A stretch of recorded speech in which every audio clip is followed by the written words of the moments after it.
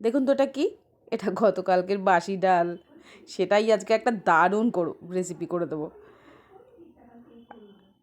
নিয়ে নিয়েছি বড় সাইজের একটা পেঁয়াজ কুচি করে, আর রসুন কিমা করে। কড়াতে তেল গরম করে 4টে শুকনো লঙ্কা ভেজে নেব।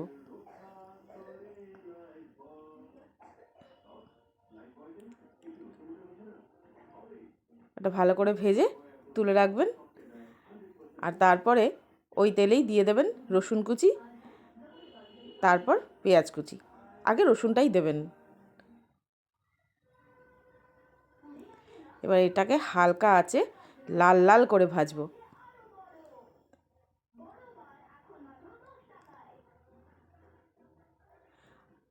ভালো করে ভাজা হয়ে গেলে দিয়ে দেবো এখানে একটা না, অ্যাকচুয়ালি 1 চামচ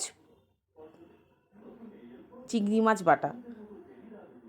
এবার সেটাকেও ভালো করে ভেজে নেব। আমি এখানে লবণ, হলুদ, চিনি কিচ্ছু দিচ্ছি না, কারণ আগের দিন তো সব দেওয়া ছিল, আজকে দিলে বেশি হয়ে যাবে। তারপর দিয়ে দিব ডালটা। এবার ডালটাকে ভালো করে এর মধ্যে নাড়িয়ে শুকনো করে নেব। ও, আমি মাম, আপনারা দেখছেন মামের সংসার। আপনাদের সকলকে জানাই আমার সংসারে স্বাগত, এবং আমার নমস্কারও নেবেন। ডালটা ভালো করে শুকিয়ে গেলে ওই ভেজে রাখা যে লঙ্কাগুলো ছিল সেগুলোকে হাত দিয়ে গুঁড়ো করে দিয়ে দিয়েছি।